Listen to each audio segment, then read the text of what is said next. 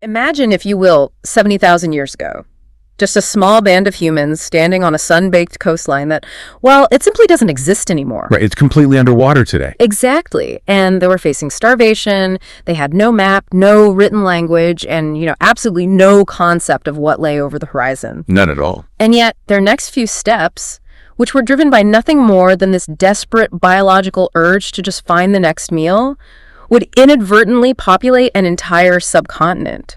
It is, honestly, arguably the most consequential pivot in our species' history. I mean, when you strip away our modern infrastructure, the cities, the agriculture, the global supply chains, you are left with that singular, terrifying moment. Just total vulnerability. Absolutely. A highly vulnerable primate living in a state of hypervigilance, just stepping off the edge of the known world to survive the week. And understanding that leap into the unknown is exactly our mission for today's deep dive. We are unpacking the ultimate human origin story. It's quite the epic. It really is. We're going to trace the perilous journey of early humans as they migrated out of Africa, and specifically explore the incredible mechanics of how they reached and eventually settled the Indian subcontinent. Right, and to do this, we're pulling together a massive stack of research. Yeah, we've got genomic sequencing, data tracing, ancient DNA, paleoclimatology models that reconstruct ancient weather patterns, and the absolute latest archaeological findings from cave systems across Asia. And synthesizing those different scientific fields paints a picture that fundamentally changes how you view human history. It stops being this standard timeline of empires and kings. Right. And it starts being a story of biology reacting to geology. Yeah. It's a story of walking out of sheer necessity. Okay, let's unpack this. Because before we can trace the route to India, we really have to look at the pressure cooker that forced them to leave their original home in the first place. We do. Because, you don't just abandon the cradle of humanity for a hostile alien wilderness just for a change of scenery. You certainly do not. 200,000 years ago, Africa was a thriving ecosystem. Oh. But modern humans, Homo sapiens, we were not the only ones utilizing it. We had company. Lots of it. The evolutionary tree was not a single straight line leading directly to us. It was more like a dense branching bush. Right. The landscape was incredibly crowded. We were sharing territory with other hominin species, and looking at the paleoanthropology data, the differences between them are just fascinating. Oh, they're incredible. You had Homo habilis, who were essentially the pioneers of the earliest stone tools, right? Like taking a rock, smashing it against another to get a sharp flake, and using that to scrape meat off a scavenged bone. Exactly. And then you had Homo erectus, representing this massive evolutionary leap. I mean, Homo erectus was taller, possessed a significantly larger brain, and their physiology was uniquely adapted for endurance running. Wow, so they could really cover ground. They could. And crucially, they were the first hominins to harness fire, which completely altered their relationship with the environment, not to mention their diet. I like to think of this early African landscape like a chaotic startup incubator. A startup incubator, that's an interesting way to look at it. Yeah, like lots of different early human species, habilis, erectus, testing out basic tech, stone tools, fire. The African environment, with its specific predators and climate and food sources, was the market they were trying to crack. Right, right. And these different species were all forging different biological and behavioral keys, basically trying to figure out what works. That is actually a highly accurate way to visualize it. For tens of thousands of years, these different evolutionary keys worked reasonably well because the environment remained relatively stable. But then the funding dries up. Precisely. The paleoclimatology models show us that the Earth is not a static system. The environment shifts. Dramatically, right? Very dramatically. The catalyst for the Great Migration wasn't curiosity. It was a devastating climate shift. And to understand the why behind this, we actually have to look up at the Earth's orbit. Wait, really? Space. The planet goes through these long-term orbital fluctuations known as Milankovitch cycles. The actual tilt and orbit of the Earth shifts slightly over tens of thousands of years, which changes how solar radiation hits the planet. So a slight wobble in space essentially turns off the rain in Africa. Exactly that. That orbital shift weakened the massive monsoon systems that kept Africa lush. We are talking about severe, long-term environmental degradation. Just everything drying up. Yeah, the lakes shrank, the lush grasslands turned into arid deserts, and the carrying capacity of the land just plummeted. The dense herds of grazing animals either died off or migrated, and the edible plants withered. So the environment changes completely, and suddenly none of the old survival tactics work anymore. I mean, if your entire existence is tethered to the immediate availability of calories around you, and those calories just vanish into the sand. You were handed a brutal ultimatum. Adapt, move, or go extinct. Wow. And the archaeological record is full of groups that just didn't make it. But driven by that environmental collapse, a subset of our ancestors began to push outward. This leads to the out-of-Africa migration that really gains momentum around 70,000 years ago. So, driven by starvation, they leave. The records show they push toward the Middle East, into Arabia, down through Iran, and into Central Asia. That's the general path, yes. But let's pause on the actual mechanics of this movement, because when you see this mapped out in a textbook, it's usually this massive, sweeping red arrow across the globe. Right, it looks very intentional. Yeah, it looks like a tribal elder just pointed east and said, all right, everyone, pack your bags, we march for Asia. But, I mean, did they actually have any concept that they were migrating to a new landmass? What's fascinating here is that this entire globe-spanning migration was completely devoid of a grand destination. It wasn't a planned expedition at all. It was just survival mode. Purely. It was driven entirely by localized, immediate survival geometry. You exhaust the edible roots and the small game in your specific valley. So you move, say, 2 miles over the ridge to the next valley. And then your children grow up, that new valley gets depleted or suffers a drought, and they move another 3 miles down the river. Exactly. It is an incredibly slow generational creep. We are talking about expanding their territory by maybe a mile or 2 a year. That is so slow. It is, but when you compound that seemingly insignificant movement over hundreds of generations, you cross continents. They were just reacting blindly to the immediate pressures of starvation, harsh deserts, and entirely unknown terrains. And every single step into a new microclimate would have been this high-stakes scientific experiment. I mean, you're walking into environments with completely different flora and fauna. The predators behave differently. The rules constantly change on them. Right. A plant that looks just like the nourishing tubers you ate back in the Rift Valley might contain lethal neurotoxins over in Arabia. The trial and error cost of this journey in human lives must have been just astronomical. Well, the attrition rate was undoubtedly severe.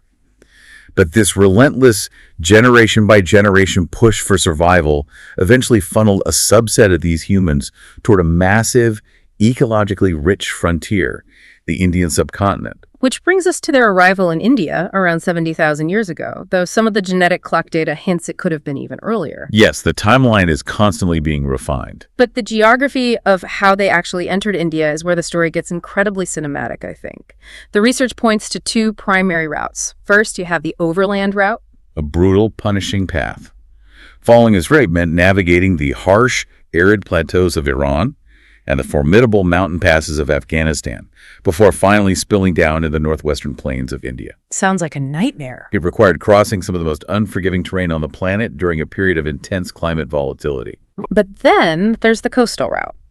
And this totally reframes how we think about ancient travel. They followed the shoreline all the way around the Arabian Sea and the Indian Ocean. They did. But the crucial mechanism here is that the oceans look fundamentally different than they do today, right? If we connect this to the bigger picture, we have to factor in the realities of the Pleistocene epoch, the Ice Age. During this period, massive amounts of the Earth's water were locked up in immense, mile-thick ice sheets at the poles and across the northern hemisphere. And because all that water is frozen solid on land, it's obviously not flowing into the oceans. Which means global sea levels drop. And we're not talking about a few feet here.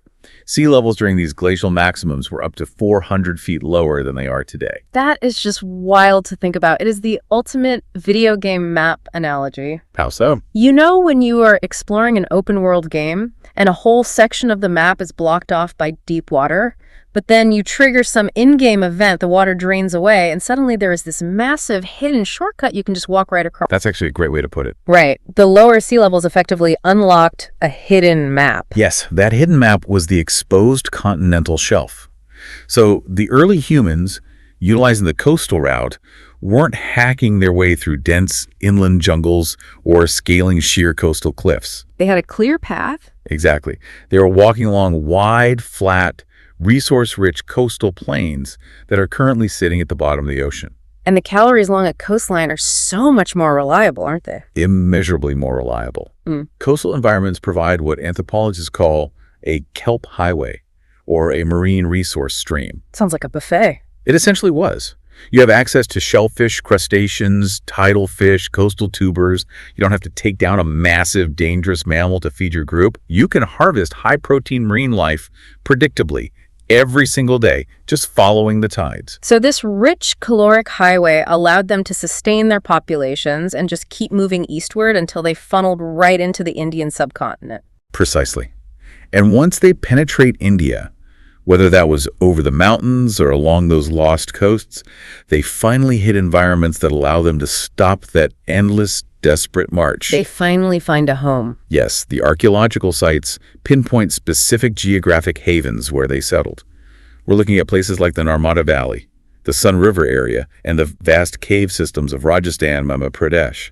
And the selection of these specific sites wasn't an accident, was it? Not at all. The Narmada and Sun River valleys were ecological jackpots. Fresh water is the ultimate magnet for life. Because it brings the food to you. Exactly. It attracts the large game animals you need to hunt.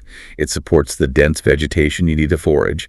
And obviously, it provides the hydration required to survive. Furthermore, a river valley naturally funnels animal migrations. I mean, if you are a hunter-gatherer, setting up camp in a geographic choke point where animals literally have to come to drink, that's a massive strategic advantage. It's an oasis. It finally relieves that crushing, relentless environmental pressure they'd been under for generations. For the first time in perhaps countless generations, they aren't constantly one bad week away from starvation. They find a foothold. And that easing of the survival pressure is what triggers the most profound shift in this entire narrative. This is where we transition from pure animalistic survival to the very embryonic stages of society. But let's be clear about what settling actually looked like 70,000 years ago. Yeah. We're not talking about the invention of agriculture here. Right. No farms. No fields of wheat, no domesticated cows or dogs, no woven textiles, and absolutely no permanent brick architecture. They were still entirely dependent on hunting and gathering. They survived on wild game, foraged roots and berries, utilized complex stone tools, and leveraged fire. Their material footprint on the earth was exceptionally light. Extremely light.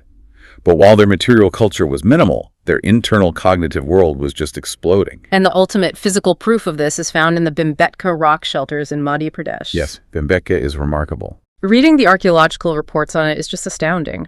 It is essentially India's oldest art gallery.